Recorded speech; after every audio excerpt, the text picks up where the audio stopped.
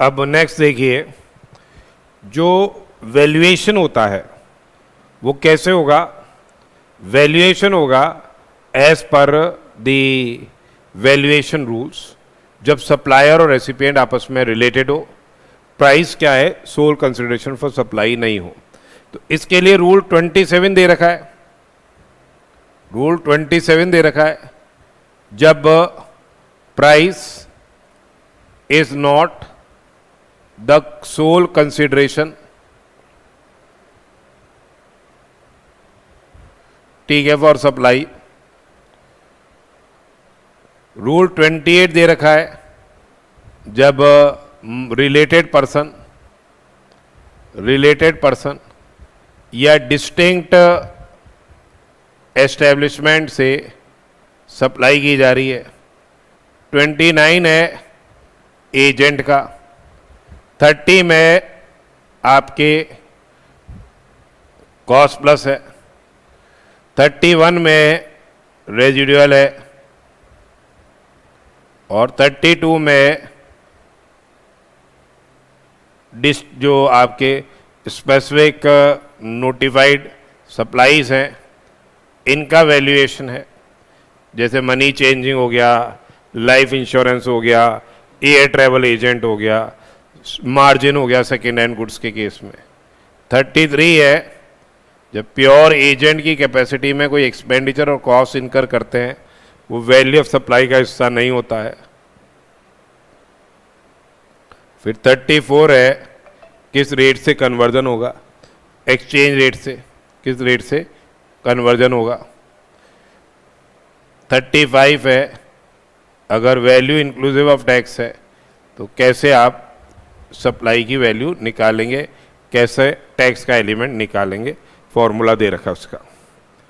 तो सबसे पहले देखो, जब भी अपन 27 में आएंगे या 28 में जाएंगे या 29 में जाएंगे, वैल्यू का पहला हिस्सा ही होता है कि वैल्यू ऑफ सप्लाई क्या हो जाएगी? ओपन मार्केट वैल्यू होगी। वैल्यू ऑफ सप्लाई क्या हो जाएगी? ओपन मार्केट वैल्यू हो जाएगी। तो ओपन मार्केट वैल्यू क्या है? What is basically the open market value? Open market value of supply of goods और सर्विस और बोथ मीन्स क्या? जो ओपन मार्केट वैल्यू क्या हो गई? The full value in money. Open market value क्या हो गई? Full value in money to obtain such supply at the same time when the supply being valued is made. जैसे suppose कीजिए मैंने एक मोबाइल फोन सप्लाई कर रहा हूं, ये मोबाइल फोन एक्सचेंज स्कीम के तहत जा रहा है, तब ये मैं इसकी कीमत चार्ज कर रहा हूं 30,000 रुपये, और विदाउट एक्सचेंज क्या है? उसी समय ये मोबाइल की प्राइस है क्या? 40,000 रुपये। तो एक तरह से सेम मोबाइल है, सेम टाइम है, तो यहां ओपन मार्केट वैल्यू क्या हो गई इस केस में? 40,000 रुपये हो गई। तो उसी गुड्स की उसी समय सप्लाई करने पे क्या प्राइस चार्ज की जा रही है, जहां सप्लायर और रेसिपिएंट रिलेटेड नहीं हो और प्राइस क्या हो? सोल कंसिडरेशन हो। तो open market value of supply of goods और सर्विस और both means, open market value of supply of goods और सर्विस और बोथ मीन्स क्या? The value in money to obtain such supply at same time when the supply being valued is made, excluding क्या? जो integrated tax है, central tax है, state tax है, union territory tax है और cess है, payable by a person in the transaction. जहां supplier and recipient आपस में क्या है? रिलेटेड नहीं हो। सप्लायर और रेसिपिएंट आपस में रिलेटेड नहीं हो। प्राइस क्या है? Sole consideration for supply. Price क्या है? Sole consideration of such supply. उसके बाद क्या है? नेक्स्ट आता है सप्लाई ऑफ गुड्स या services of both of like kind and quality. Supply of goods या services of like kind and quality means क्या? Any other supply of goods या सर्विस और both, means any other supply of goods or service or both made under similar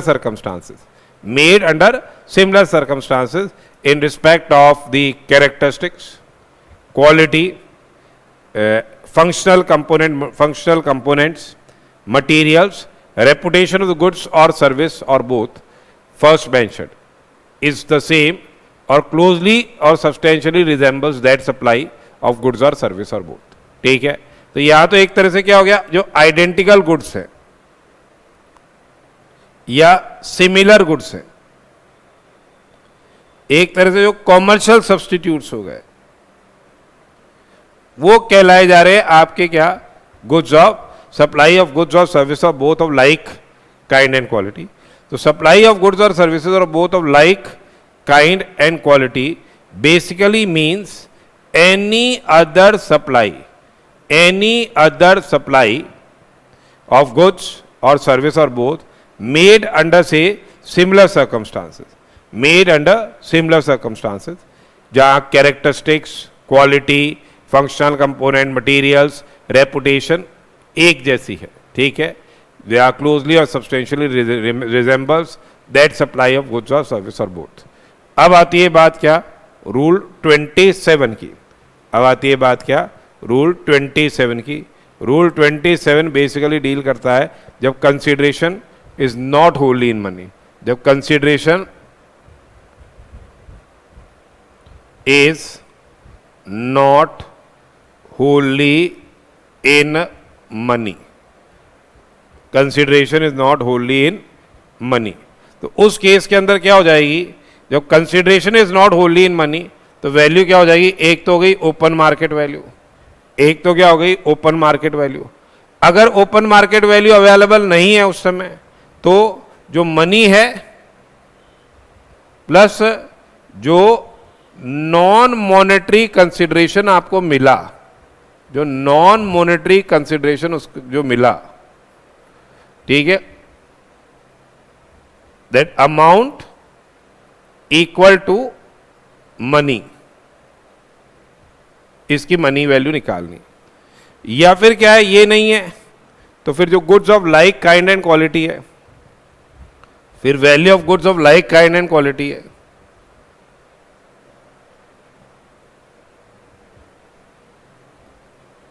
ठीक है, और ये नहीं तो फिर क्या हो जाएगी, वैल्यू जो मनी में कंसिडरेशन मिल रहा है प्लस जो एडिशनल कंसिडरेशन मिल रहा है उसकी मनी वैल्यू निकालनी है एज पर 30 एंड 31।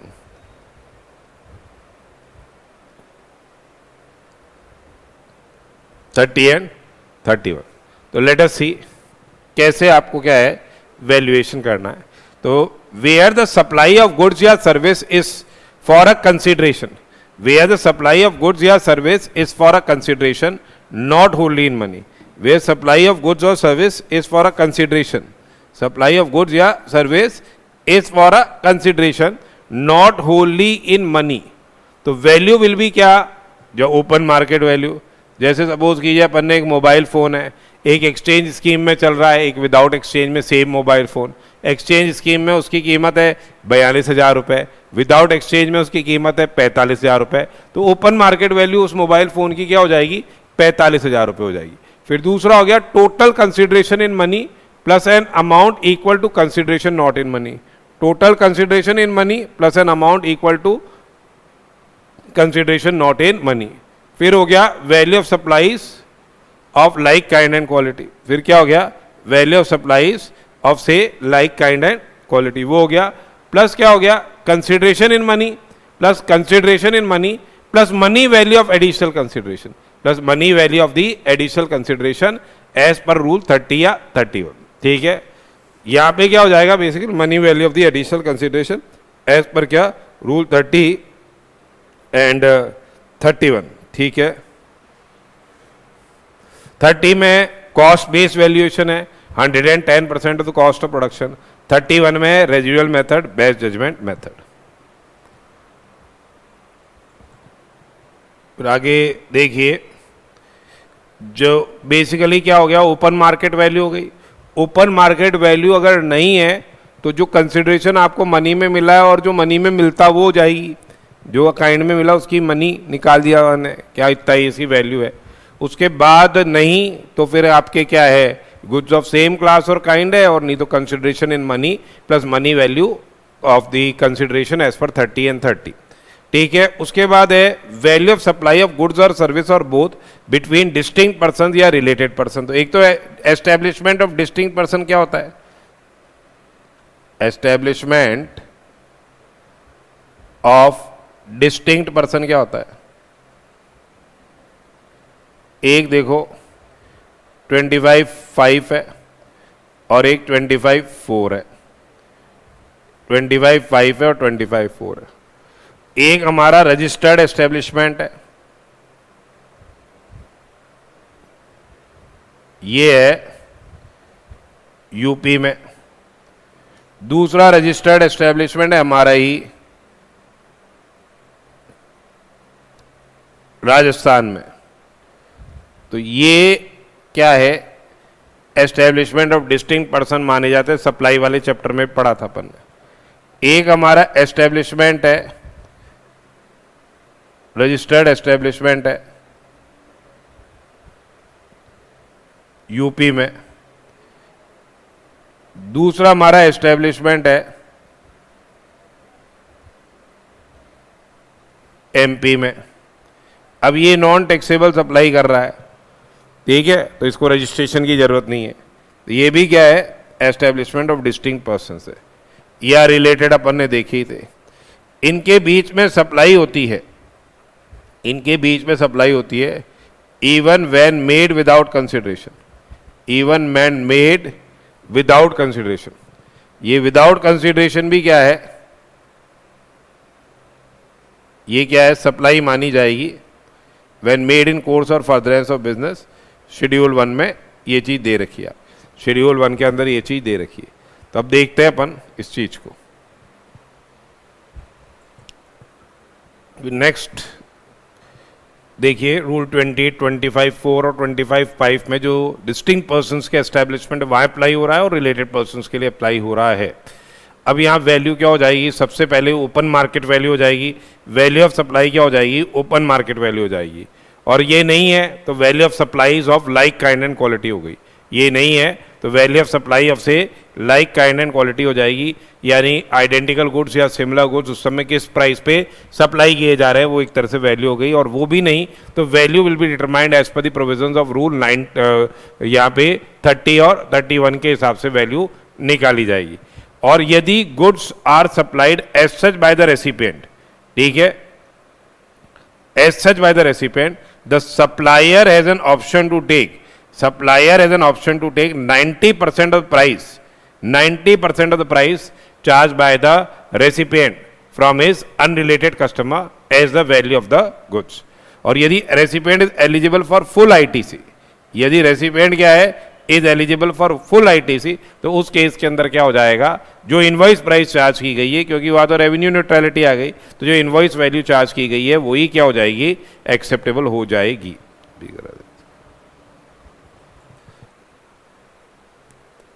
तो ऐसी परिस्थिति बन गई कि यदि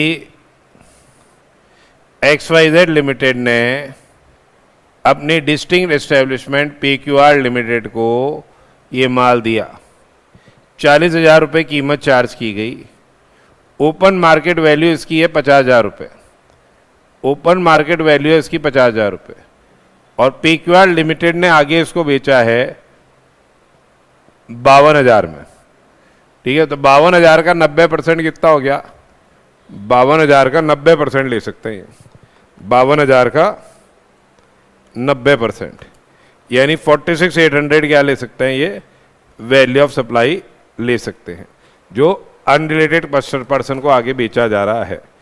तो देखिए, this rule does not provide for value of supply made through agent. Agent के लिए रूल 29 दे रखा है, ठीक है। 25(4) में अपन ने बता दिया क्या हो गया?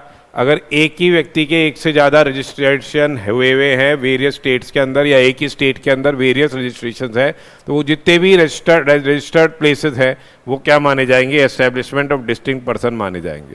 उसके अलावा अगर कोई पर्सन जिसने ऑब्टेन किया रजिस्ट्रेशन इन ए स्टेट और यूनियन टेरिटरी, उसका एक कोई दूसरा एस्टैब्लिशमेंट है, हो सकता है वहाँ से वो नॉन टैक्सेबल या एग्जेम्प्ट सप्लाईज ही इफेक्ट कर रहा हो जिसमें रजिस्ट्रेशन की रिक्वायरमेंट नहीं है, तो उस केस के अंदर क्या हो जाएगा? ये इसके यहाँ रजिस्ट्रेशन की रिक्वायरमेंट नहीं है, तो उस केस के अंदर वो एस्टैब्लिशमेंट क्या माना जाएगा? वो भी एस्टैब्लिशमेंट डिस्टिंक्ट पर्सन का माना जाएगा।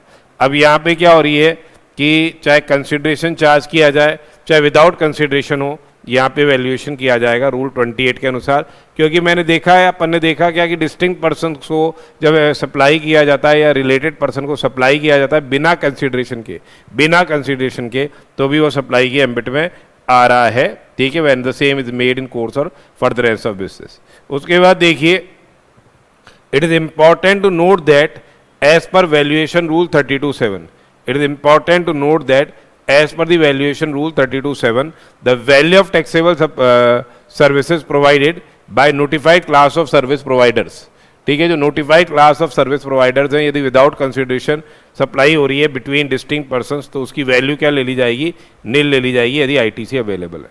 अब आती है ये supply made through agent. Agent कौन से हो गए, जैसे देखो ये तो हो गया सप्लायर, ये तो हो गया सप्लायर, इसने माल दिया एजेंट को, और एजेंट अगर ओन नेम में इनवॉइस जारी करके आगे फर्दर सप्लाई कर रहा है, तब तो ये शेड्यूल 1 के पैरा 3 का एजेंट है। अदरवाइज सप्लायर है, ये एजेंट है और ये रेसिपिएंट है गुड्स का। एजेंट ने तो कुछ काम किया नहीं, इन दोनों का मिलन कराया है।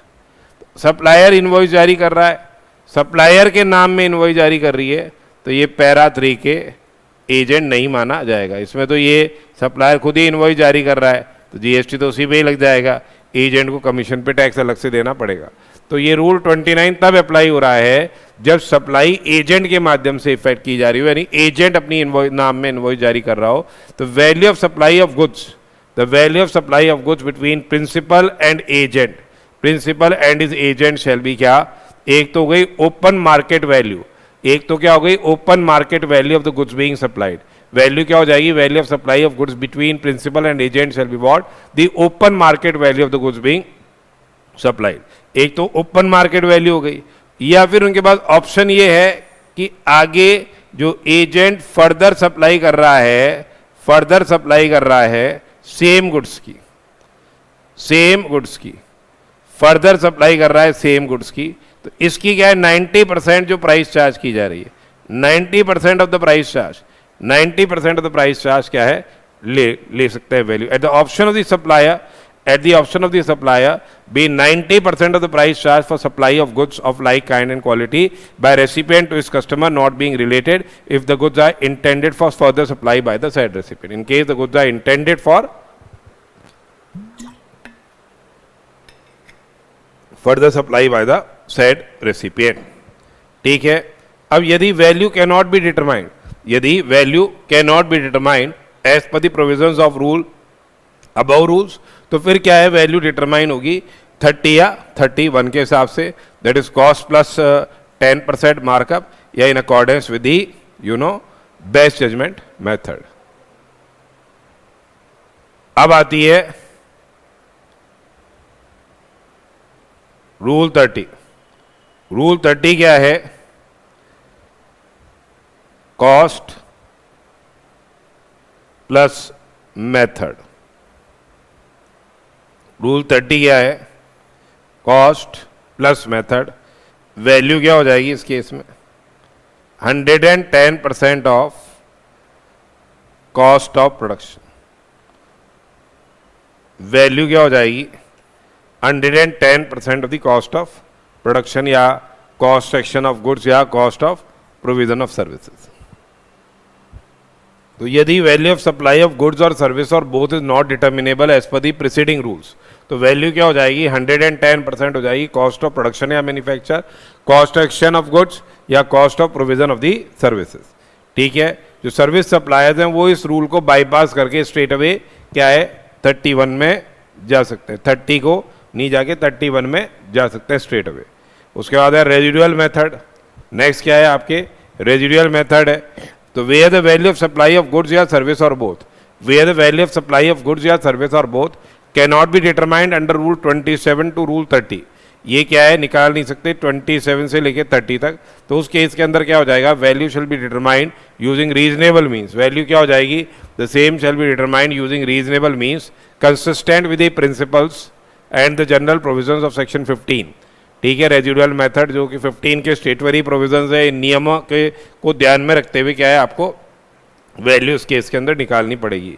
सर्विस सप्लायर के केस में क्या है, they can straight away bypass this rule and 30 and go straight away come to this rule. ठीक है, बाईपास 30 करके स्ट्रेट अवे 31 में आ सकते हैं। फिर आती है हमारे पास गैम्बलिंग, लॉटरी, बेटिंग और हॉर्स रेसिंग के केस में। तो लॉटरी के केस में क्या होता है,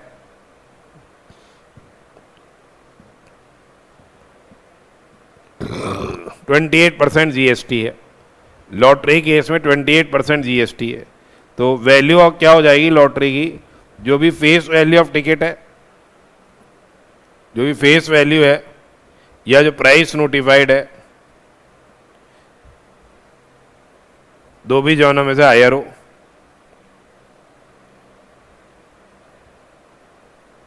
ठीक है, इसका 100/128, ठीक है, इसका 100/128 ये वैल्यू हो जाएगी।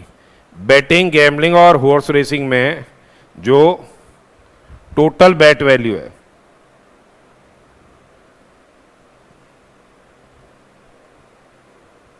जो टोटल बैट वैल्यू है, value of supply of actionable claims in form of chance to win in betting, gambling या horse racing is the in race club shall be 100% of the face value of the bet और the amount paid to the totalisator. 100% of the face value of bet या amount जो कि paid to the टोटलाइजेटर। अब next देखिए, rule 32 क्या है, ये valuation of specific supplies से डील कर रहा है। एक तो है मनी चेंजिंग सर्विसेज, एक है मनी चेंजिंग सर्विसेज, या हम बोले फॉरेक्स ब्रोकिंग। एक तो हो गया मनी चेंजिंग सर्विसेज, दूसरा हो गया एयर ट्रैवल एजेंट, दूसरा है air travel agent, air travel agent. फिर एक लाइफ इंश्योरेंस बिजनेस,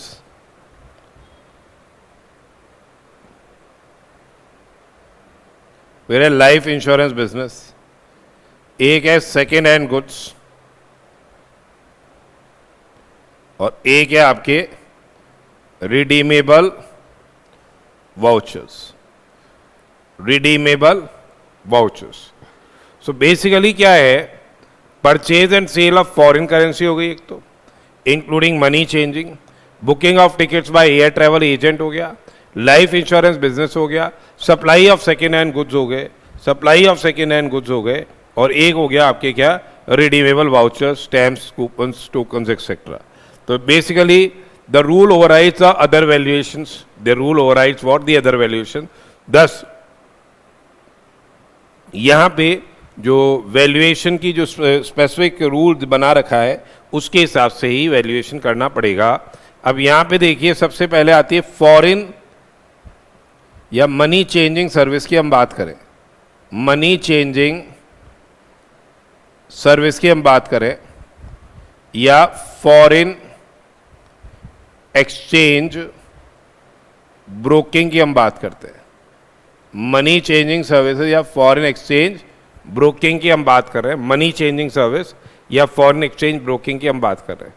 तो अब यहां पे एक तो है 32(2)(a, उसके हिसाब से वैल्यूएशन हो रहा है। अब पहली बात, अगर सेल और आरबीआई रेफरेंस रेट अवेलेबल होती है कन्वर्जन की, अगर RBI reference rate is available, अब दो चीज हो सकती है, या तो क्या है सेल ऑफ फॉरेन करेंसी है, या तो क्या है sale of foreign currency by authorised dealer. क्या है, सेल ऑफ फॉरेन करेंसी है बाय ऑथराइज्ड डीलर, यानी सेल ऑफ फॉरेन करेंसी है बाय ऑथराइज्ड डीलर। तो यहां हो जाएगा selling rate minus RBI reference rate, selling rate minus RBI reference rate into number of the units of currency exchanged, into number of units of जो currency exchange है, number of units of से currency exchange, ये तो हो गई sale of foreign currency by the authorise dealer.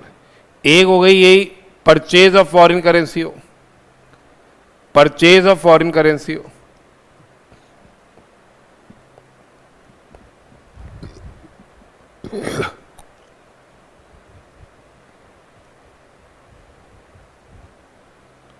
या हो purchase of foreign currency हो बाय ऑथराइज डीलर। तो देखिए RBI reference rate minus buying rate into number of units of currency exchanged into number of units of currency exchange, ये क्या हो जाएगी, value of supply हो जाएगी। फिर देखिए आगे क्या बोल रखा है कि if neither of currencies is exchange in Indian rupees, यानी सपोज करो किसी ने ग्रेट ब्रिटेन पाउंड को कन्वर्ट करा लिया यूएस डॉलर में, या यूएस डॉलर को कन्वर्ट करा लिया ग्रेट ब्रिटेन पाउंड में, तो वैल्यू क्या हो जाएगी उस केस में, 1% of lower of following amounts, 1% of lower of following amount. Amount 1 क्या है, अमाउंट 1 क्या है, आरबीआई रेफरेंस रेट जो आ रही है ऑफ दैट करेंसी, जैसे US dollar,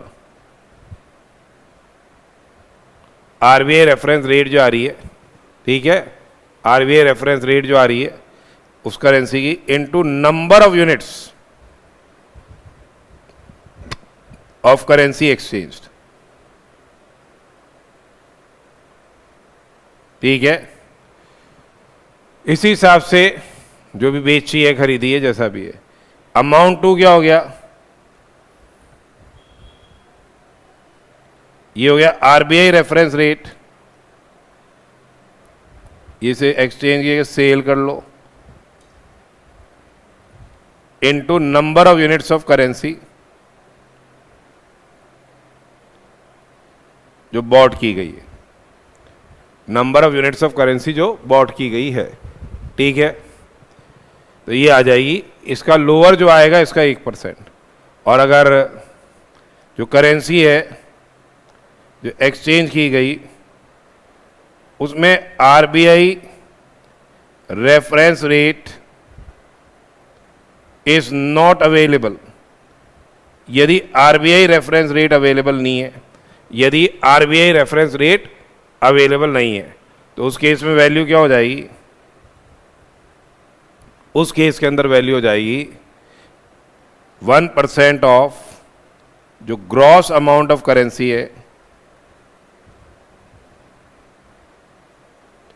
exchange in Indian rupees, 1% of what, the gross amount of currency exchange in क्या, Indian rupees, ठीक है। तो ऐसे करनी है। तो देखिए, तो यहां पे देखिए the value of supply of services in relation to purchase और sale of foreign currency, value of supply of services say in relation to pay sale or purchase of foreign currency including money changing shall be determined by the supplier in the following manner, namely for foreign currency when exchanged from या to Indian rupees, from foreign currency when exchanged from or to Indian rupees, value क्या हो जाएगी, अगर purchase of foreign currency है bye authorise dealer तो RBI reference rate at that time minus the buying rate minus the buying rate into the total number of units of currency of exchange. इसी हिसाब से cell of foreign currency है तो selling rate minus RBI reference at that time into total units of the currency of exchange. यदि RBI reference rate is not available तो value हो जाएगी 1% of the gross amount of currency exchange in the Indian rupees. यदि RBI reference rate is not available तो value क्या हो जाएगी, 1% of the gross amount of the currencies of exchange in Indian rupees. यदि neither of the currencies is exchange in से Indian rupees तो फिर क्या हो जाएगा, अमाउंट 1 निकालेंगे जो फॉरेन करेंसी अपन ने बॉट की है into RBI reference rate, foreign currency जो आपने बेची है इंटू RBI रेफरेंस रेट, उसका क्या है 1% निकाल लेंगे, लोअर जो ऑफ द टू अमाउंट। ठीक है, अब देखिए आगे नेक्स्ट क्या है। अगर आप 32(2)(a) के हिसाब से वैल्यूएशन नहीं करना चाह रहे, 32(2)(a) के हिसाब से वैल्यूएशन नहीं करना चाह रहे, तो आप इस तरह से भी वैल्यू कर सकते हो। For an amount of rupees 1 lakh, up to an amount of rupees 1 lakh, 1 lakh रुपए तक के वैल्यू ऑफ ट्रांजेक्शन को आप कैसे वैल्यू करोगे? 1% of the gross amount of currency exchange, 1% of the gross amount of currency exchange और ₹250 पर transaction which is higher. Value क्या हो जाएगी? सपोज कीजिए 90,000 रुपये आपकी gross amount of currency exchange है, 90,000 का 1% होता है 900 रुपये, 900 रुपये या 250 रुपये, जो भी दोनों में से ज़्यादा हो। अगर 20,000 रुपये ही करेंसी एक्सचेंज हुई है, gross amount of currency exchange, तो 20,000 का 1% होता है 200 रुपये। तो 1% of the gross amount of currency exchange या 250, जो भी दोनों में से ज़्यादा है। फिर है एक्सीडिंग 1 लाख, 1 लाख से ज़्यादा है but does not exceed 10 lakhs, ये 1 लाख से ज़्यादा है but does not exceed 10 lakhs, तो ये 1,000 रुपये हो गया, 1 लाख तक 1,000 हो गया, plus 0.5% of the gross amount of currency exchange. फिर आगे हो गया 0.5% of the gross amount of currency exchange. 10 lakh से ज़्यादा है तो 10 लाख पे तो हो गया 1,000 प्लस 9 लाख का 0.5% यानी 4.5 यानी 5500। उसके बाद 0.1% of the gross amount of currency exchange या 60,000 रुपये, 0.1% of the gross amount of currency exchange या 60,000 रुपये, विच एवरेज से लोअर।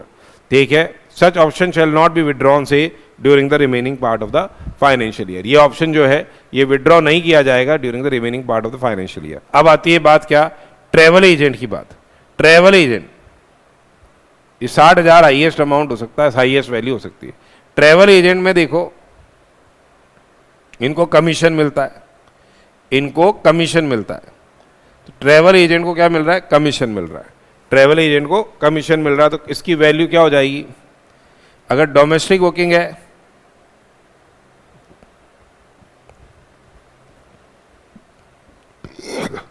अगर डोमेस्टिक बुकिंग है तो 5% ऑफ बेसिक फेयर है, और यदि इंटरनेशनल बुकिंग है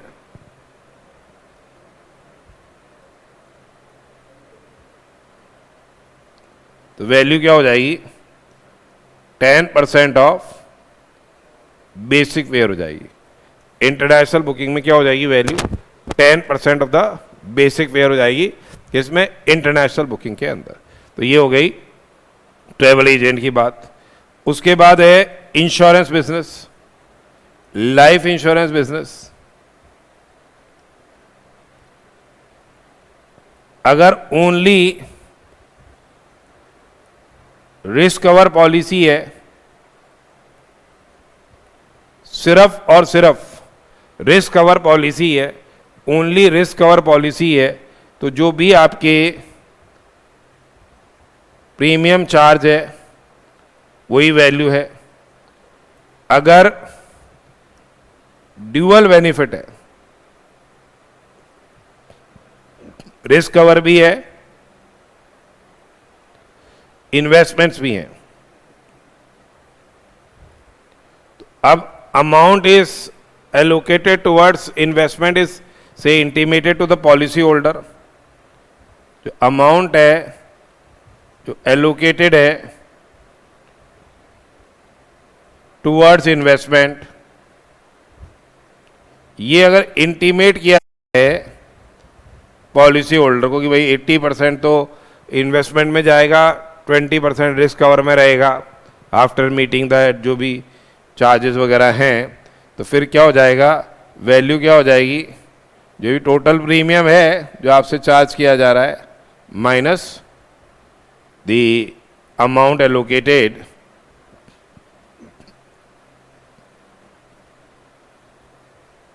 टुवर्ड्स इन्वेस्टमेंट। ठीक है, और ये नहीं करते हैं इंटीमेट, तो फर्स्ट ईयर प्रीमियम है तो ये 25% ऑफ प्रीमियम हो जाएगी वैल्यू, और रिन्यूअल प्रीमियम है तो 12.5% ऑफ प्रीमियम हो जाएगी value. Single premium annuity policy है, सिंगल प्रीमियम एन्युटी पॉलिसी है,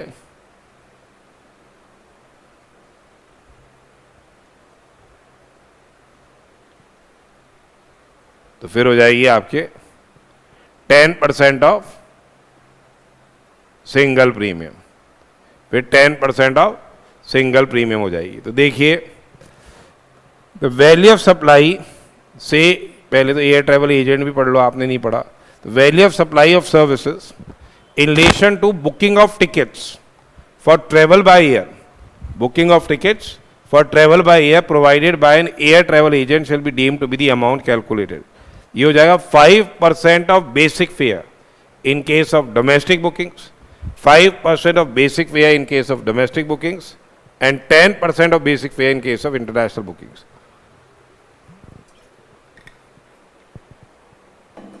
Basic fare क्या हो गया? Basic fare means that part of airfare. Basic fare क्या हो गया? That part of airfare for which commission is normally paid to air travel agent. फिर आता है क्या? Value of supply of services in relation to life insurance business. Value of supply of services in relation to life insurance business. तो यहाँ पे अगर policy है dual benefits, risk coverage है और इन्वेस्टमेंट है, रिस्क कवरेज है और इन्वेस्टमेंट है। तो if amount is allocated for investment and savings, यदि amount allocated for investment and savings is intimated to policy holder, तो जो भी ग्रॉस अमाउंट ऑफ प्रीमियम है less amount allocated for investments. Single premium annuity policy है तो 10% ऑफ single premium. Other cases में first year premium में 25% है और 12.5% ऑफ प्रीमियम है सब्सिक्वेंट ईयर में। सिर्फ रिस्क कवर इंश्योरेंस पॉलिसी है तो जो भी एंटायर प्रीमियम चार्ज किया जाएगा, जो भी एंटायर प्रीमियम चार्ज किया जाएगा वो एक तरह से क्या हो जाएगी, वैल्यू हो जाएगी। फिर है second hand scheme. Second hand goods के जो डीलर्स है इनके लिए क्या है, जीएसटी ये क्या दे सकते हैं, मार्जिन स्कीम के हिसाब से दे सकते हैं। कब? If ITC is not availed,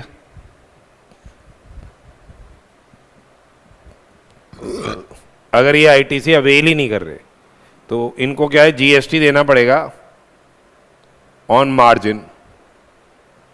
margin क्या हो गया, जो इनकी सेलिंग प्राइस है माइनस परचेज प्राइस।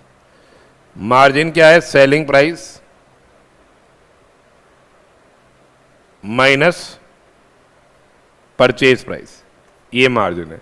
मार्जिन क्या है, सेलिंग प्राइस माइनस दी परचेज प्राइस, ये मार्जिन हो गया। ठीक है। और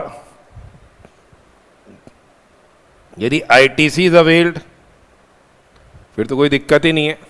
यदि आईटीसी आप अवेल कर रहे हो तो वैल्यू विल बी डिटरमाइंड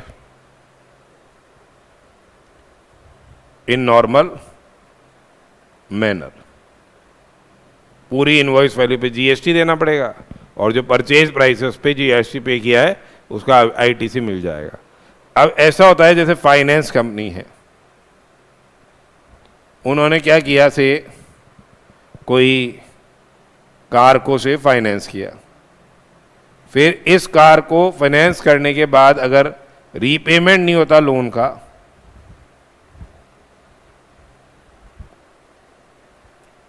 में फेलियर हो जाता है, रीपेमेंट ऑफ लोन में क्या हो जाता है, फेलियर हो जाता है, तो फिर क्या हो जाता है, ये इसका कार का क्या कर लेते हैं, रीपोजेशन कर लेते हैं। रीपोजेशन करके इसकी क्या कर देते हैं, आगे सेल कर देते हैं। तो अब इस केस के अंदर परचेज प्राइस कार की क्या होगी, इस केस के अंदर परचेज प्राइस कार की क्या होगी, परचेज प्राइस हो जाएगी,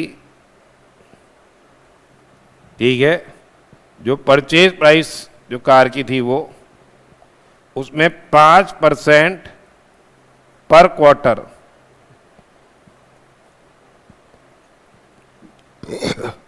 और पार्ट देयर ऑफ का अपने को क्या है, रिडक्शन करना है।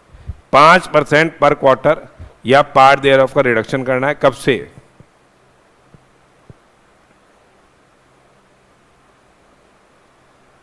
From the date of purchase से लेके, कब से, from the date of purchase से लेके date of sale, date of purchase से लेके डेट ऑफ सेल तक, ठीक है। 5% पर क्वार्टर का और पार्ट देयरों का रिडक्शन करो, इससे परचेज प्राइस आ जाएगी, सेलिंग प्राइस है ही है, तो उस केस के अंदर इसका डिफरेंस मार्जिन पे जीएसटी देना पड़ेगा। तो देखिए मार्जिन स्कीम है, that is special provisions relating to what determination of value of second hand goods, जो मार्जिन स्कीम है। तो where ITC is not availed, margin क्या हो जाएगी, मार्जिन हो जाएगी selling price minus purchase price, selling price minus purchase price, and where selling price is less than purchase price nil हो जाएगी, ठीक है। और CGST on second hand goods receive from unregistered suppliers is exempt. Then जब ITC avail कर रहा है या रहा है तो नॉर्मल वैल्यूएशन रूल्स के हिसाब से क्या है निकाला जाएगा। देन नेक्स्ट क्या है, purchase of goods repossess from defaulting borrower, purchase of goods repossess from defaulting borrower, तो उस केस के अंदर परचेज प्राइस क्या हो जाएगी, purchase price in hands of the borrower as reduce by 5% for every quarter और पार्ट देयरऑफ, जब से उसने परचेज किया till the date of disposal by the person making the रीपोजेशन।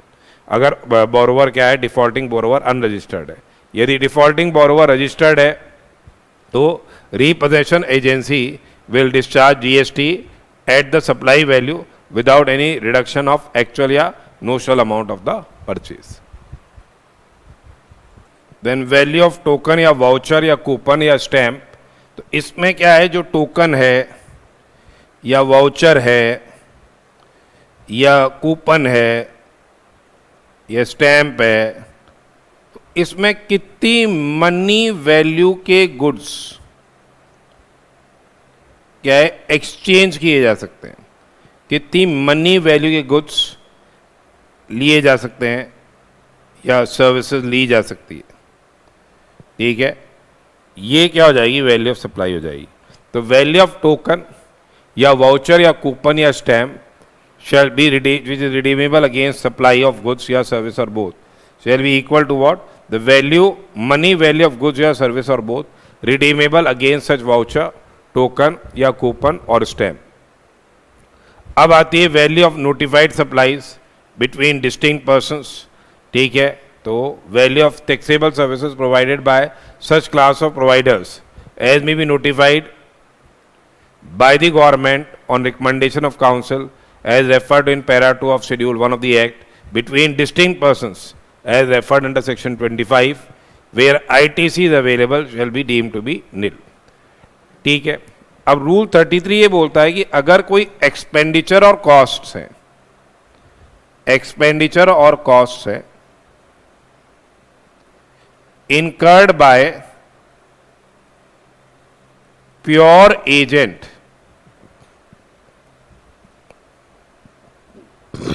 of recipient of supply, incurred by pure agent of recipient of supply, यानी आपने कोई खर्चा किया है, incurred in capacity of what, pure agent of recipient of supply, incurred in capacity कर दो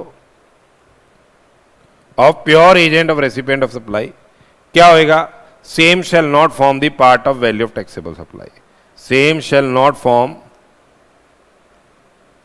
part of value of taxable supply, ये taxable supply की वैल्यू का पार्ट नहीं बनेंगे। तो पहली बात तो क्या हो गया, 33 बहुत ही इंपॉर्टेंट रूल है, it's a very very important rule. जैसे सपोज कीजिए एक सीए है या सीएस है, ये क्या कर रहे हैं,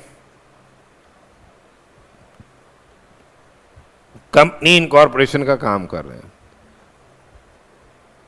प्रोफेशनल फीस इन्होंने चार्ज की 1 लाख रुपए, प्रोफेशनल फीस इन्होंने चार्ज की है 1 लाख रुपए, और इसके अलावा जो आरओसी की फीस है, जो आरओसी की फीस है ये 15,000 रुपये लग रही थी कंपनी इनकॉर्पोरेशन की, वो दी अलग से।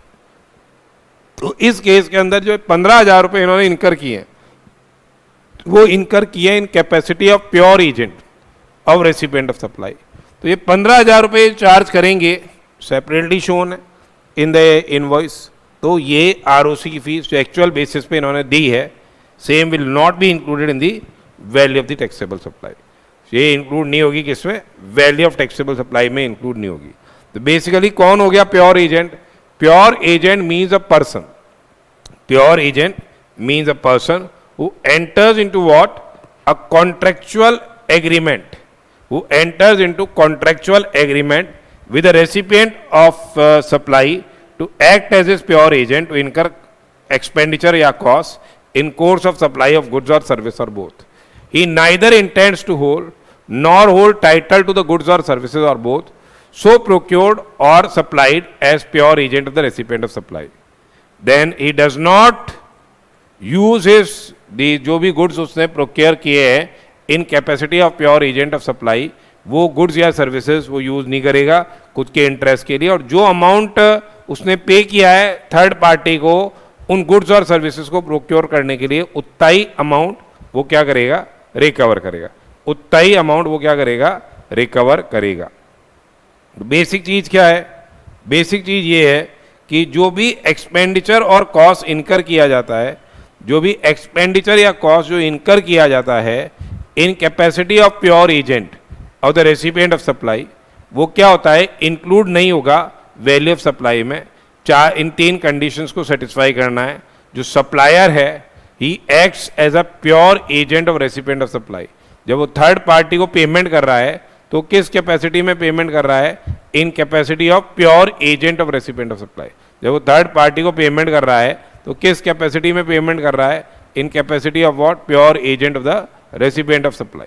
उसके अलावा payment made by the pure agent on behalf of separate this recipient of supply has been separately indicated. वो क्या है, सेपरेटली इंडिकेट किया गया है इन द इनवॉइस। वो क्या है, सेपरेटली इंडिकेट किया गया है इन द इनवॉइस। ठीक है। उसके अलावा जो सप्लाईज हैं जो उसने प्रोवाइड किए in capacity of pure agent or in addition to क्या, or in addition to the services वो अपने ओन अकाउंट में सप्लाई कर रहा है। तो ये जब कंडीशंस फुलफिल हो जाएगी, जब ये कंडीशंस फुलफिल हो जाएगी तो ये क्या है, वैल्यू ऑफ सप्लाई के अंदर इंक्लूड नहीं होगी। ठीक है। अब नेक्स्ट है रूल 34। 34 जो है एक्सचेंज रेट की बात करता है। एक गुड्स के केस में कौन सी रेट अप्लाई होगी, गुड्स के केस में कन्वर्ट करने के लिए foreign currency into Indian currency या Indian currency into foreign currency, CBIC की रेट अप्लाई होगी। किस दिन की रेट अप्लाई होगी, on the date of supply, on the date of supply, supply वाले दिन की जो एक्सचेंज रेट सीबीआईसी ने नोटिफाई की है वो अप्लाई होगी। सर्विसेज के केस में क्या होगी, जो जनरली एक्सेप्टेड अकाउंटिंग प्रैक्टिसेस में जो टाइम ऑफ सप्लाई की जो रेट है, जो टाइम ऑफ सप्लाई की जो रेट है वो अप्लाई होगी। सर्विसेज के केस में जो जनरली एक्सेप्टेड अकाउंटिंग प्रैक्टिसेस हैं उसके हिसाब से, जो प्रिंसिपल्स हैं उसके हिसाब से जो एक्सचेंज रेट है वो अप्लाई होगी। फिर यदि value of supply is inclusive of IGST, central tax, state tax या यूनियन टेरिटरी टैक्स, तो टैक्स अमाउंट कैसे निकालोगे, value of supply inclusive of tax into tax upon 100 plus rate of tax, value of supply inclusive of tax into tax upon 100 plus rate of tax. ये अब क्या है, अपन क्या है आगे डिपार्टमेंटल क्लैरिफिकेशंस कुछ हैं वो नेक्स्ट क्लास के अंदर डिस्कस करते हैं। अब नेक्स्ट है हम लोग जो डिपार्टमेंटल क्लैरिफिकेशंस जारी किए हैं वो डिस्कस करेंगे जो इम्पॉर्टेंट है। उसके बाद we will be discussing the practical questions जो पास एग्जाम के अंदर क्वेश्चंस आए हुए हैं। तो एक है tax treatment of sales promotion scheme under GST, जब फ्री सैंपल्स या फ्री गिफ्ट दिए जाते हैं। एक होता है buy one get one offer, एक है जो अपने स्टैगर्ड डिस्काउंट्स होते हैं, इतनी क्वांटिटी खरीदोगे इतना, और ज़्यादा खरीदोगे और ज़्यादा डिस्काउंट, और ज़्यादा खरीदोगे और ज़्यादा डिस्काउंट, और सेकेंडरी डिस्काउंट। इनके क्या होंगे जीएसटी के ट्रीटमेंट। तो यदि आपने क्या दिए हैं, फ्री सैंपल्स दिए हैं या गिफ्ट्स हैं जिसमें कोई कंसिडरेशन चार्ज नहीं किया गया, कोई कंसिडरेशन आपने चार्ज नहीं किया, ये नो सप्लाई के एम्बिट में आएगा क्योंकि सेक्शन 7(1)(a) में सप्लाई के एम्बिट में नहीं आता। जब तक ये रिलेटेड पर्सन को नहीं दिया जाए या डिस्टिंक्ट पर्सन को नहीं दिया जाए तो ये आपके सप्लाई के एम्बिट में नहीं आ रहा है। GST will not be leviable, GST इसमें लगेगा नहीं, ठीक है, फ्री सैंपल्स पे। आईटीसी आपको एडमिसिबल नहीं होगा, आईटीसी आपको एडमिसिबल नहीं होगा। तो it is a common practice among certain sections of trade and industry such as say pharmaceutical companies which often provide drug samples to their stockists, medical practitioners, dealers, etc. without charging any consideration. तो जो goods या services है और both which are supplied free of cost, including without any consideration, shall not be treated as supply under GST. वो क्या है? It will not be regarded as supply under GST. Sale will not be treated as supply under GST. ठीक है, the same will not be regarded supply under GST except in cases या of the activities mentioned in schedule 1। जब ये schedule 1 में आए तब तो बात अलग है, अदरवाइज नॉट सप्लाई। तो बेसिक क्लैरिफिकेशन इन्होंने ये दे दिया, अकॉर्डिंगली इट हैज बीन से क्लैरिफाइड दैट जो सैंपल्स हैं which are supplied free of cost without any consideration, samples which are supplied free of cost without any consideration do not qualify as supply under GST except where the activity falls within the ambit of Schedule 1 of the Act. Except when the activity it falls say within the ambit of the Schedule 1 of the CGST Act. ठीक है, एक तो ये हो गया।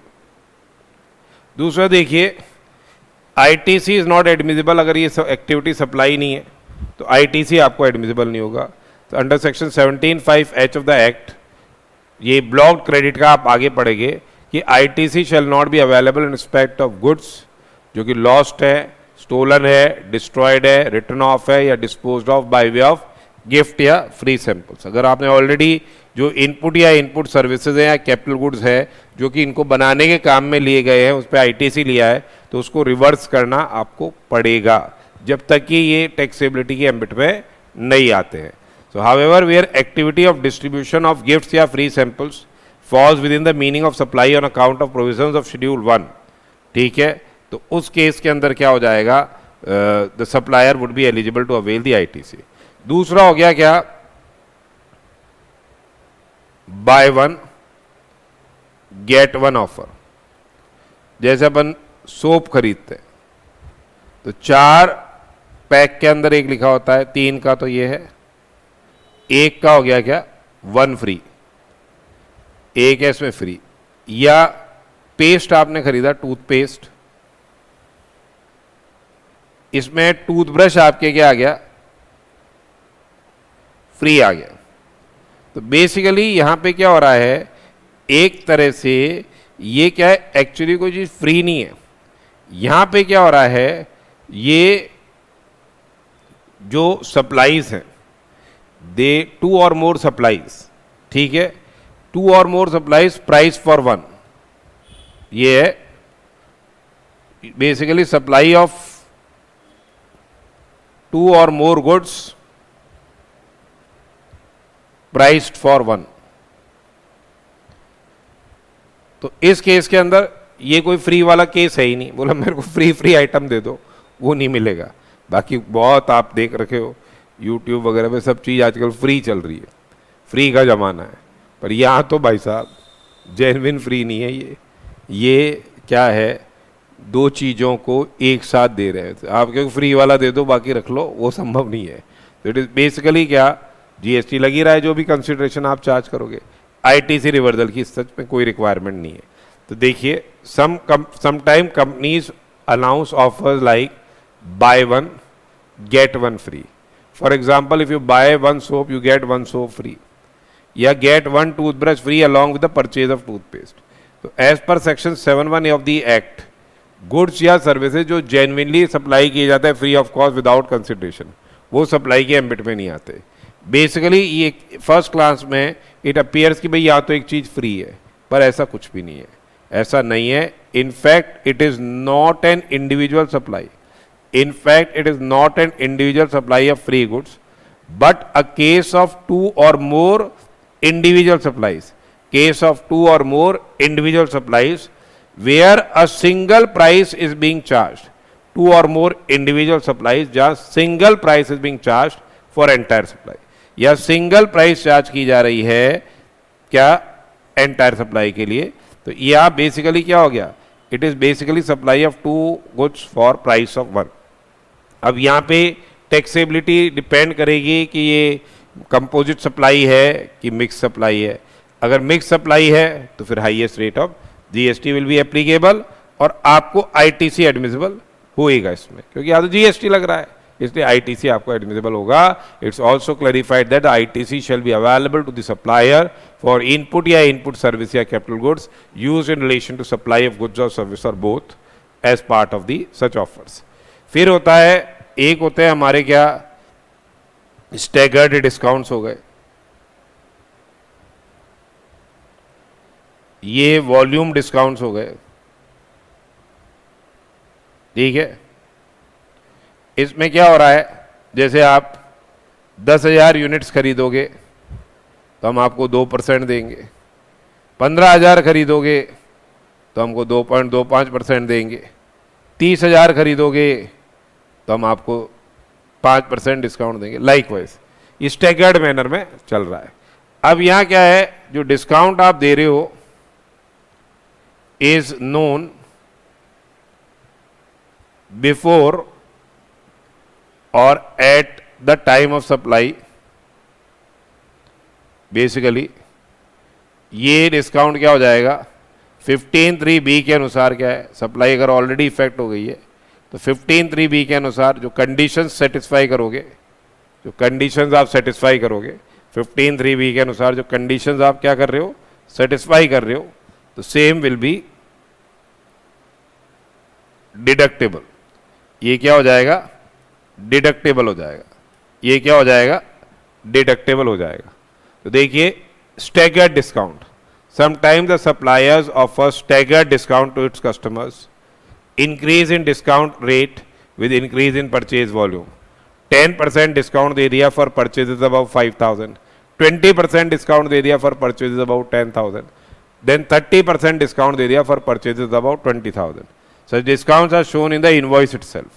फिर होता है एक पीरियोडिक या ईयर एंड डिस्काउंट्स या वॉल्यूम डिस्काउंट्स, जो कि ईयर एंड में दिए जा रहे हैं। तो उस केस के अंदर अगर ये एग्रीमेंट पहले से एंटर्ड है बिफोर और टाइम ऑफ सप्लाई, भले ही से इनवॉइस में भी शो नहीं किया गया, पर ये लिंक्ड टू इनवॉइसेस रहेगा और जो रेसिपिएंट है वो अपना आईटीसी रिवर्स करेगा, तो ये जो वॉल्यूम डिस्काउंट्स हैं ये डिडक्टेबल हो जाएंगे। एस 15(3)(b की जो कंडीशंस है अगर वो सेटिस्फाई हो गई तो ये वॉल्यूम डिस्काउंट्स जो हैं, स्टैगर्ड डिस्काउंट्स हैं या वॉल्यूम डिस्काउंट्स हैं, वो क्या हो जाएंगे, डिडक्टेबल हो जाएंगे। तो it is clarified that discounts offered by supplier to customers, it is clarified that discounts offered by supplier to customers including staggered discounts under buy more save more scheme, under buy more save more scheme या post supply या volume discounts which are established before or at the time of supply, ये exclude कर दिया जाएगा। same will be excluded to determine the value of supply provided that satisfy the parameters laid down in section 15(3) of the said act, including reversal of the ITC by the recipient of the supply as is attributable discount on basis of the documents which have been issued by the supplier। फिर क्या है, supplier is entitled to avail the ITC, यहाँ तो कोई दिक्कत वाली बात ही नहीं है, आईटीसी तो आपको मिलेगा ही मिलेगा। एक होता है सेकेंडरी डिस्काउंट्स, एक क्या हो गए, सेकेंडरी डिस्काउंट्स हो गए जो पता नहीं है, जो बेसिकली क्या है, पता नहीं है अभी। तो discounts which are allowed subsequently not known before या at the time of supply, ये क्या होगा, same will not be deductible, ये डिडक्टेबल नहीं होगा। क्रेडिट नोट जारी कर दो, आप अपनी आउटपुट टैक्स लायबिलिटी को रिड्यूस नहीं कर सकते, आईटीसी के रिवर्सल की बात अराइज ही नहीं होगी। जब आपका ये डिस्काउंट का डिडक्शन ही नहीं मिल रहा है तो आईटीसी वाईटीसी कोई लेना देना नहीं है, आराम से मिलता रहेगा। रेसिपिएंट को भी कोई आईटीसी रिवर्स करने की रिक्वायरमेंट नहीं है। तो these discounts are not known at the time of supply और are offered after supply is over. तो ए ने 10,000 पैकेट्स ऑफ बिस्किट सप्लाई किए to be at 10 per packet. Afterward mister A revalues it at ₹9 per packet. Subsequently, A issue credit note to B for ₹1 per packet. तो ये representations have been received from trade and industry whether जो credit note है under 34(1) of the said act can be say issued in such cases even if the conditions laid down in section 15(3)(b) of the said act are not satisfied. तो it is thereby clarified that जो financial या commercial credit note है ये supplier भले ही जारी कर सकता है, कोई दिक्कत वाली बात नहीं, पर आउटपुट टैक्स लायबिलिटी इस केस के अंदर रिड्यूस नहीं होगी. सेकेंडरी डिस्काउंट्स है वो एक तरह से डिडक्टेबल नहीं होंगे. आप अपनी वैल्यू ऑफ सप्लाई को इन डिस्काउंट्स की वर्चू से कम नहीं कर सकते हो. ठीक है, या ना तो रेसिपिएंट के एंड में आईटीसी रिवर्सल की रिक्वायरमेंट रहेगी, ना सप्लायर को कोई आईटीसी के रिवर्सल की रिक्वायरमेंट रहेगी. फिर नेक्स्ट है जो क्लैरिफिकेशन है जो है प्रिंसिपल एंड एजेंट रिलेशनशिप वाली बात है, जहां डेल क्रेडिटरी एजेंट होता है. तो जैसे डेल क्रेडिटरी एजेंट क्या हो गया, डेल क्रेडिटरी एजेंट ये होता है who undertakes to make payment, या एक तरह से वो क्या कर रहा है, गारंटी कर रहा है. वो क्या कर रहा है, गारंटी कर रहा है फॉर टाइमली पेमेंट. गारंटी कर रहा है किसका, टाइमली पेमेंट का. या तो खुद पेमेंट कर रहा है या गारंटी कर रहा है. इसके लिए इसको एजेंट को एक्स्ट्रा कमीशन मिल रहा है, इसको एक्स्ट्रा कमीशन मिल रहा है, एक्स्ट्रा कमीशन मिल रहा है इसको बोलते हैं अपन डेल क्रेडिटरी कमीशन. अब बात ये आ रही है कि अगर डेल क्रेडिटरी एजेंट होगा, अगर डेल क्रेडिटरी एजेंट होगा तो कैसे वैल्यूएशन किया जाएगा. तो ये एक सप्लायर है, एक सप्लायर है, ये डेल क्रेडिटरी एजेंट है, और ये बायर है, ये बायर है. अब एक तो क्या ये शेड्यूल 1 में फॉल कर रहा है क्या, ये शेड्यूल 1 में कब फॉल नहीं करेगा, जब डेल क्रेडिटरी एजेंट सप्लायर ने डायरेक्टली इनवॉइस किया है बायर को, सप्लायर ने ये डायरेक्टली इनवॉइस किया है बायर को. तो इस केस के अंदर ये शेड्यूल 1 के अंदर फॉल नहीं कर रहा है. इसमें तो सप्लायर डायरेक्टली बायर को दे रहा है माल. ठीक है, अब डेल क्रेडिटरी एजेंट को एक्स्ट्रा कमीशन उस केस के अंदर मिल जाएगा. तो एक यहाँ हो गई, ये सप्लाई हो गई, एक तो ये एक सप्लाई हो गई, एक ये जो इसको सर्विसेज दे रहा है ये इससे क्या है, बायर से भी हो सकता है कमीशन चार्ज कर रहा हो. तो ये सप्लाईज इस केस के अंदर क्या है, इन्वॉल्व है. ठीक है, और ये एक होता है जहाँ पे डेल क्रेडिटरी एजेंट ने इसको क्या दे दिया, इंडिपेंडेंटली लोन दे दिया, या इसके बिहाफ पे माल पेमेंट कर दिया, ये सप्लाई हो गई. तो बेसिकली वहाँ तो इंटरेस्ट एलिमेंट उस पर जीएसटी नहीं लगेगा.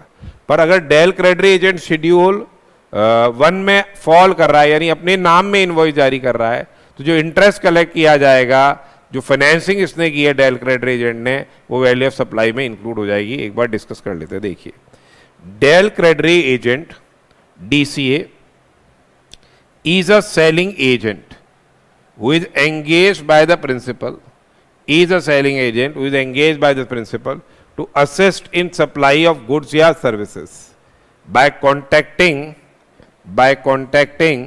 potential buyers on behalf of the principal and guarantees the payment to the supplier For guaranteeing the payment to the supplier, जो commission paid to DCA, जो commission है which is paid to DCA, that may be relatively high than what is the normal agent. Normal agent को जो commission दिया जाता है उससे ये रिलेटिवली हाई होगा. तो in order to guarantee timely payment to supplier, DCA can resort to various methods including extending short term transaction based loan to the buyer, paying the supplier himself and recovering the amount from the buyer with some interest at a later date. The loan is repaid by the buyer along with interest. Loan is basically क्या, repaid by the buyer along with interest to DCA at rate mutually agreed between DCA and buyer, at a rate which is mutually agreed between say DCA and buyer. तो CBIC ने ये clarification दिया है. पहली बात तो ये देखो कि क्या ये एजेंट है जो कि शेड्यूल 1 की एम्बिट में फॉल कर रहा है या नहीं कर रहा. वो कैसे देखोगे? इन केस यदि invoice of supply of goods is issued by supplier to customer, तो आइदर हिमसेल्फ या थ्रू DCA, तो जो डायरेक्ट डेल क्रेडरे एजेंट है वो क्या है? It doesn't fall under the ambit of agent as per schedule 1 para 3. अगर वो इनवॉइस क्या है? DCA जारी कर रहा है अपने ओन नेम में. यदि वो इनवॉइस क्या है? DCA जारी कर रहा है अपने ओन नेम में. यदि वो इनवॉइस DCA जारी कर रहा है अपने ओन नेम में, तो DCA will fall under the ambit of agent. DCA क्या है? Will fall under the ambit of agent. फिर उस केस के अंदर DCA will fall under the ambit of agent. ठीक है. अब बात आती है कि यदि कोई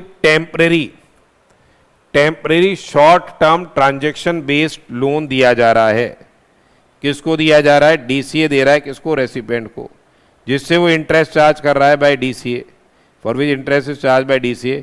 क्या ये इंक्लूड किया जाएगा value of good supplied by supplier principal where DCA is not the agent under para 3? तो क्यों इंक्लूड होगा? ये तो इंडिपेंडेंट सप्लाई है.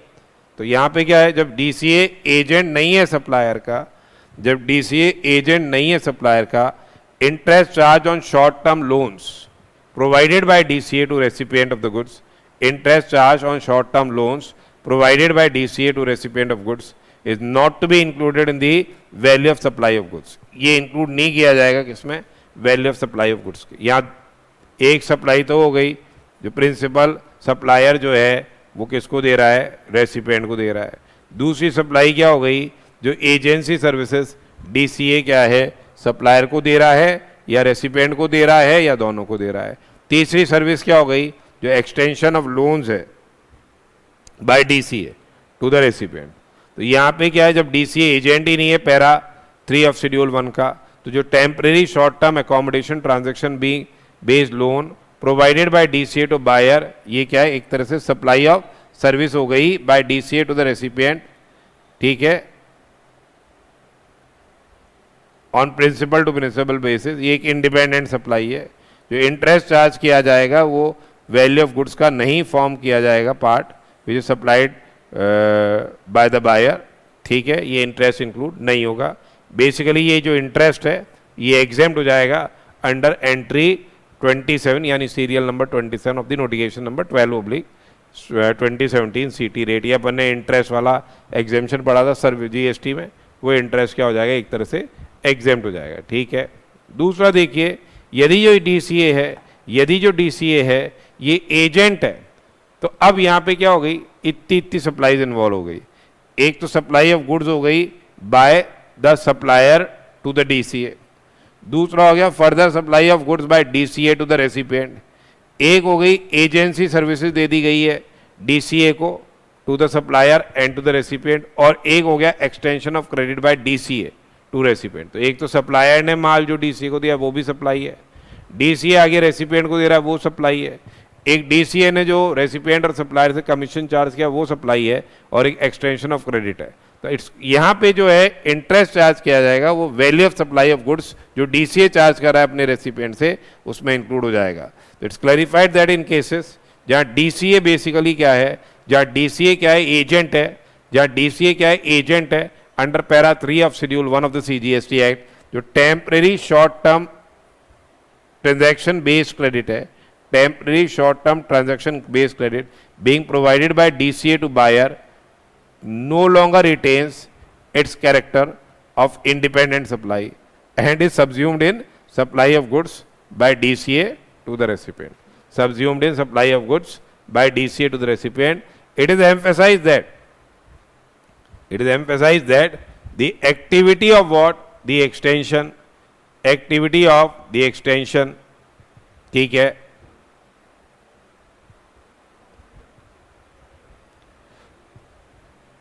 Of such loan, ये कोई सेपरेट सप्लाई नहीं है, ये value of supply of goods जो डीसीए चार्ज कर रहा है उसके अंदर क्या हो जाएगी, इंक्लूड कर ली जाएगी, उसके अंदर क्या कर ली जाएगी, इंक्लूड कर ली जाएगी। एक बात ये थी, एक और था, जैसे इंश्योरेंस कंपनीज होती हैं, इंश्योरेंस कंपनीज के रिलेशन में एक और सर्कुलर था। इंश्योरेंस कंपनीज क्या देती है, एनसीबी देती है, नो क्लेम बोनस देती है। जैसे सपोज कीजिए मैंने कोई इंश्योरेंस ली, तो अपने पॉलिसी डॉक्यूमेंट में ये लिखा रहता है कि अगर आपका कोई क्लेम नहीं रहेगा इन प्रीसीडिंग फाइनेंशियल ईयर या ईयर्स, प्रीसीडिंग फाइनेंशियल ईयर या ईयर्स में अगर कोई क्लेम नहीं है, नो क्लेम इज देयर, तो फिर हम आपको क्या दे देंगे, एनसीबी दे देंगे, नो क्लेम बोनस दे देंगे। 20% दे दिया, 15% दे दिया, 10% दे दिया। तो बेसिकली ये क्या है, 15(3)(a की सारी कंडीशंस इसमें फुलफिल हो रही है। ये डिस्काउंट की नेचर का है, इनवॉइस में ये सेपरेटली शो हो रहा है, तो ये एग्रीमेंट पहले ही हुआ है, इसका एग्रीमेंट है ऑन और बिफोर दी सप्लाई, एग्रीमेंट है ऑन और बिफोर सप्लाई, यानी eight the time of supply या बिफोर सप्लाई। तो ये एनसीबी क्या हो जाएगा, डिडक्टेबल हो जाएगा। अगर प्रीमियम है वैसे 20,000 रुपये का और एनसीबी है 20%, तो 20,000 का 20% हो गया 4,000 रुपये। तो ये 4,000 रुपये का आपको डिडक्शन मिल जाएगा। जीएसटी आपको देना पड़ेगा। टैक्सेबल वैल्यू ऑफ सप्लाई आपकी क्या रहेगी, टैक्सेबल वैल्यू ऑफ सप्लाई आपकी 16,000 रुपये रहेगी। तो whether no claim bonus provided by insurance company to insured can be considered as individual discount for the purpose of determination of value of supply of insurance services provided by the insurance company to the insured। तो यहाँ पे ये बोल रहे हैं कि जो insurance company है ये पहले ही as per the terms of policies में लिखा रहता है कि आप कोई भी क्लेम नहीं लॉन्च करोगे तो फिर हम इस केस के अंदर आपको क्या है, डिस्काउंट दे देंगे। डिस्काउंट दे देंगे, तो जो बोनस दे देंगे, तो बेसिकली एक तरह से क्या है, एग्रीड है ये पहले से ही। यहाँ पे इनवॉइस में अलग से शो हो रहा है, अतः ये 15(3)(a की जो कंडीशंस है वो फुलफिल हो रही है, इसलिए डिडक्टेबल होगा। It's therefore clarified that no claim bonus is permissible deduction under 15(3) of the CGST Act for the purpose of calculation of value of supply of insurance services provided by insurance company to the insured. Accordingly, where deduction is on account of NCB is provided in this invoice issued by insured to the insured, GST shall be leviable on the actual insurance premium amount payable by the policyholder to the insurer after deduction of NCB, NCB। ठीक है, तो ये अभी हमारा discussion पूरा हो गया है। अब आगे हम एग्जाम के क्वेश्चंस करें।